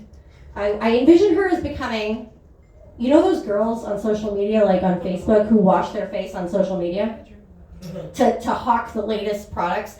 They're just, their skin's all dewy, and they're drinking foamy coffee, and they're just talking about their beautiful skin. And I really want my daughter to become the kind of girl who washes her face on social media. Because in my mind, there's only two types of people in this world. The kind of person who washes their face on social media, and the kind of person who watches them wash their face on social media while they're taking a shit. Have a good night, everybody. Merry Christmas.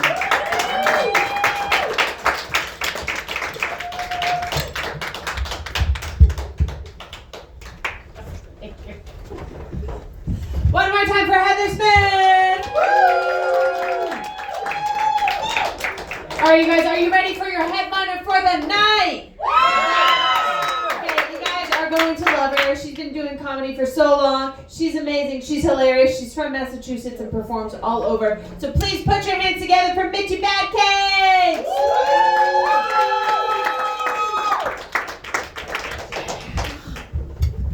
I'm Mitchie Bad Cakes and I've been working on my twerking. Yeah! Listen, 47 years old with a scorching case of arthritis, please. Lend me a laughter. I did just turn 47. That was last week. Thank you. Oh, I don't want to bum you guys out, but my birthday is the saddest day of the year for me. Because we've all experienced a loss together as citizens. Pee Wee Herman, this one's for you. I'll never forget Pee Wee, my sweet, sweet Pee Wee. For years when I was a kid, I asked my mom for a talking Pee Wee Herman doll. And she's like, you're not fucking getting one. And I'm like, why, Mom? And she's like, he's fucking weird. And she just didn't want to hear me pulling that string and hearing like, ha, ha, ha, ha. But you want to know why Pee Wee's my hero as a grown-up now? He was the first dude to really be involved in this Me Too movement. He wasn't fucking with chicks, man. He just wanted to fuck with himself. So much so he gets busted in a pornographic movie theater, right? Who told on Pee Wee? Who? Was it my mother? And what were those other rat bastards doing in the theater? Crocheting fucking towels for their grandmothers? I think not. Listen, man, I'm looking at you right now, and I'm gonna tell you, I've been in the back of this room, like this guy looks really sad, and I know there's been a lot of period talk. I'm here to unite the sexes. Mitchie Bad Cakes is here to unite the sexes. This is an all-ladies show, but I like to, I just want to say this, bro. Chicks don't like periods, man. We don't. Who here likes having a period? Woo! We have to. Yes.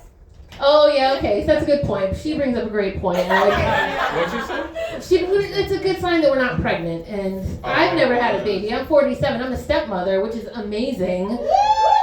Some other woman did the work, and I get to keep the body that says, "Hey America, I like a Big Mac at least twice a week." You know, it's kind of cool. But I do want to say this. Sorry, I'm going to contradict myself. You like it. So, anybody in this room who does menstruate, I just want to plead to you. This is a plea. Please, if you go to Olive Garden, don't use the tampons in the restroom. Don't. I did once. I opened that little thing, and a fucking cannoli rolled out. I like dessert, just not on the floor and under the guise of feminine protection. And they look like the kitchen staff, like before dinner service. They're like rolling these little tampons out of like used napkins, like this'll do for now. Because it's in that like nondescript Olive Garden packaging. It's like they manufacture their own tampons. You can't buy that in the grocery store. Yeah, you can get their salad dressing. But what? Have you thought about that, Olive Garden? So 47, I have been through it in my life. I have been the divorcee. Comedy has healed my heart and led me to the love of my life. Never did I think I would find somebody. Thanks, Joey Buddha. Joey Buddha started the Nook. Open mic night at the Hook. My boyfriend was the cook. And I used to do this set. I'm going to do this set. I haven't done this set in a while. Told myself I wasn't going to do it tonight. I'm a big fat liar. I'm going to do it, okay? When I was lonely, just a little divorcee, and it was still COVID lockdown, and I had no promise of companionship, a man to hold me, a man to tell me that he wants food for dinner because he's got to play video games. I had none of that in my life. What did I do? I turned to the Food Network. I love food. I definitely love food. And I loved Bobby Flay. Who knows what I'm talking about? Yes. During COVID lockdown, that little fucking redhead drove me crazy. Like straight up mad. I'm gonna tell you.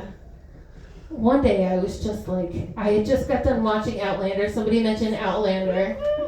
And I had gotten all hot under the collar watching the Outlander. It's fucking Jamie. There was one episode where I don't know if you remember this episode. I'm just going to talk about this real quick. And if this serves only to entice y'all to watch it, like, who here's a couple? Who's a couple? Don't bother with porn. Watch Outlander. So she touches the rock. She goes back. She sees Jamie. They're getting rough and rowdy. She, like, and this is on TV, bro. She grabs his dick and puts it inside her, like, real hard. I'm like, what is this? What am I watching? And I'm like, I'm all alone. I'm in lockdown COVID, and I'm in my bachelorette pad that my friends would call the bungalow, and I'm hot as fuck. I'm burning up over here. What do? I turn on the Food Network. There's Bobby Flay. So I'm sitting on my couch, and he looks at the camera and goes, okay, folks, here's what you're going to do. You're going to grab your saute pan, and you're going to turn up the heat. Tell me about the heat, Bobby. Tell me how hot, Bobby. And he says, you put that pan right on that stove, and you just add a little glug of olive oil. And I'm like, I'm glugging and chugging, Bobby. Put it in that pan, and he's like, you hear that sizzle? You hear that sizzle? You add that garlic. I'm like, I'm with you, baby. I'm there right with you, baby. And I said, you're also going to need to add the next aromatic, your onion. And I'm sitting here sweating. I'm wiping my forehead. I'm like, what else you got, baby? Tell me it ain't cream. Tell me it ain't cream. He goes, now add a little bit of cream to the pan. He's making an Alfredo sauce. And I'm such a sick son of a bitch that my brain, I just start hallucinating. I imagine there's this hot, naked Italian guy in my kitchen named Alfredo with the biggest heart-on I'd ever seen, kicking it back, tossing some of that Alfredo sauce all over his heart-on. He's like, your ancestors would have wanted it this way, girl. But that's just me, though. I guess I'm kind of a weirdo. That didn't make you happy either. Here's the thing what comedians do. It's a sick thing being a comedian, because we're going to find the dude, or who I don't want to generalize, but the individual laughing less, and you're our target. But I'm sorry if that made you uncomfortable. Not sorry. I want to make you uncomfortable. That's what I'm going to do tonight. I'm going to make you uncomfortable. But then after that came this round of, like, my friend, because at the time, my best friend was this 27-year-old kid. He actually helped me get out of an abusive marriage because he was like, he's like, hey, anytime things get scary, just call me, and we're, you know, just a, you know, he's like a brother to me, whatever.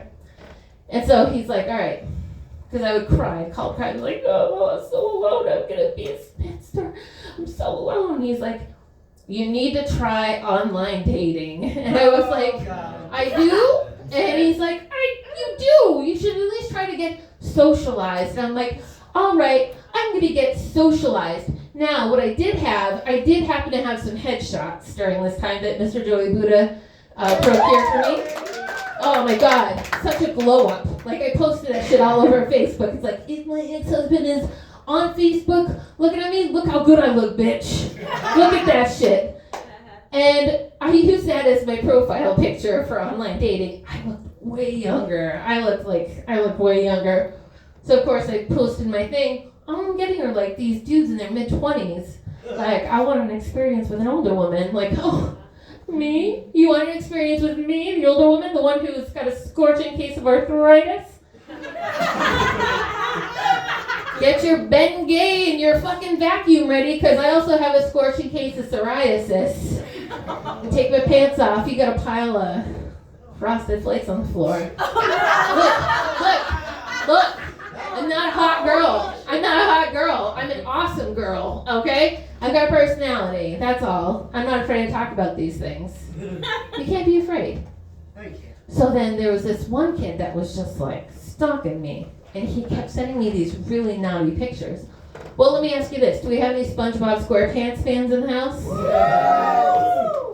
He sent me this picture of Squidward with a cartoon dick in his mouth, with the word maybe underneath. And I replied with a Sandy and a strong never underneath. I reject the thought you think I look like Squidward. I am more of a Sandy. I'm sorry. I am. I fancy myself more of a Sandy. But then, lo and behold, I start going to this open mic and talking to a real person, this hot cook at the Nook, man. This guy, I looked at him and I'm like, you're adorable. I don't know how old you are, but I know that I want to talk to you. Because he liked old movies like I like. Listen, I'm a romantic. I'm afraid of sex. So I think people who are afraid of sex just say they're romantics, and that's my story, and I'm sticking to it, okay? I remember being in kindergarten watching like Van Halen music videos and watching David Lee Roth do this shit. I'm like, are all guys like that? Ew. And I kind of think they are. Not you. I don't mean to single you out. I don't know anything about you. I didn't mean to look at you. That's my story. That's my story. I'm looking at my audience. That's what I learned to do in comedy school, is you look at all the faces and you're like, but you're right there. Yeah, he is. He's right there. And these two people, this nice couple in the back here, when they came in, I'm like, sit in the front. Nobody talks to you when you sit in the front. I wasn't lying. I said they probably wouldn't. I was gonna talk to you. I was gonna talk to you big time. Oh gosh. So we go from that. Oh God, yeah.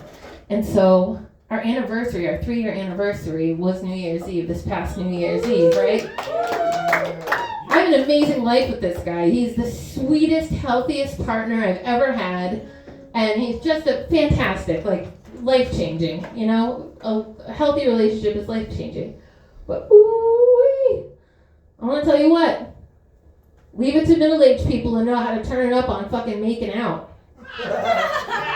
If you had to guess, since you're right here and I keep looking at you, Sorry. where do you think middle-aged people like to make out the most?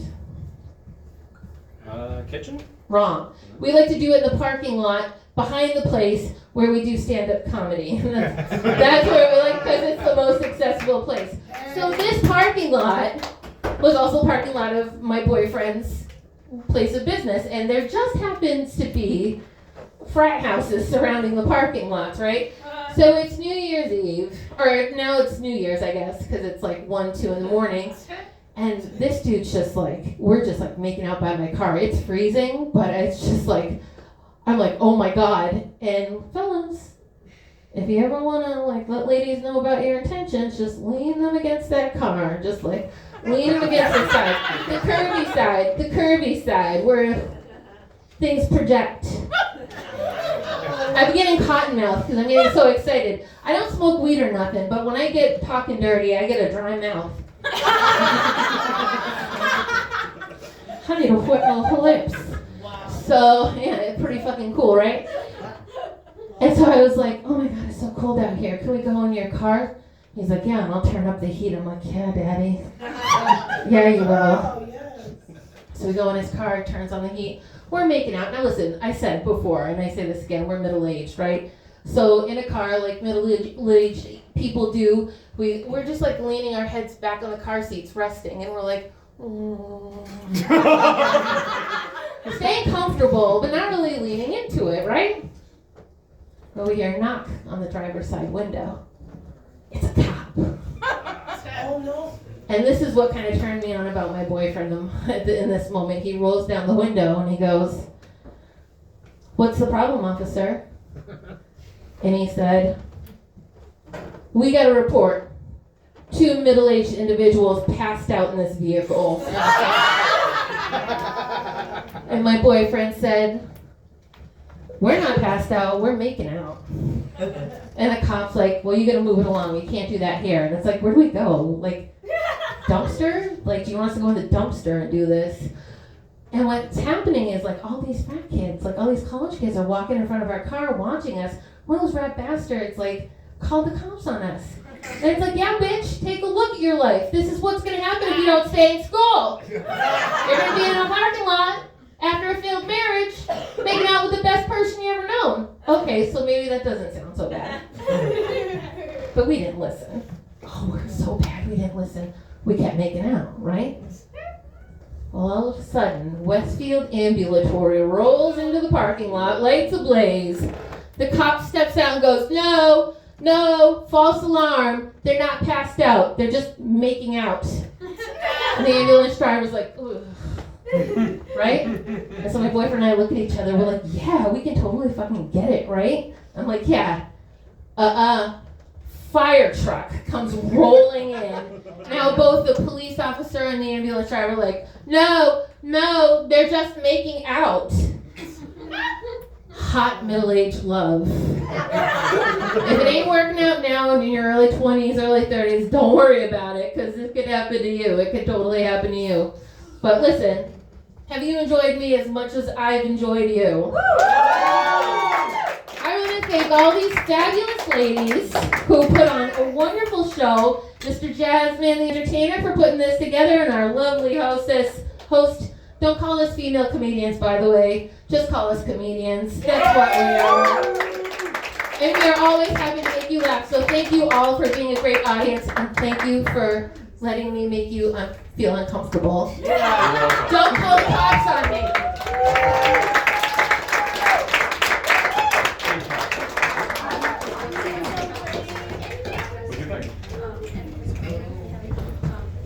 Let's hear it one more time for Michelle!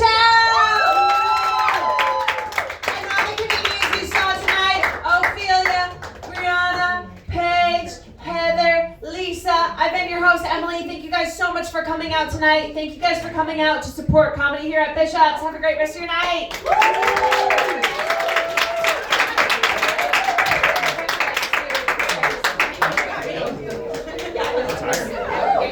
I'm uncomfortable.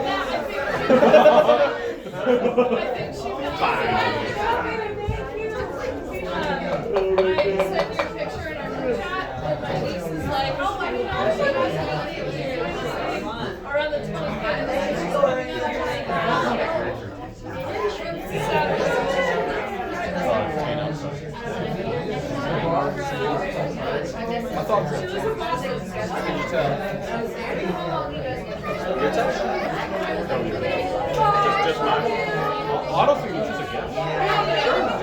Just like you did before.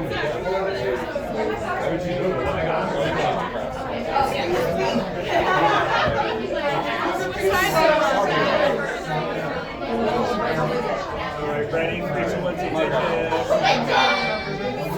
Alright, do it again. We had this. 2 admissions. You send it to me? No. Wait, we gotta get one with Brianna. I didn't want to bring the dog today. Brianna? The three of you. Thanks for telling me.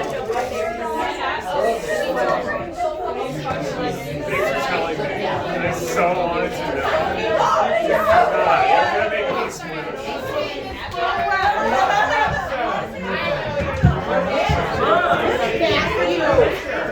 If we could get the comedians up front for a picture, then.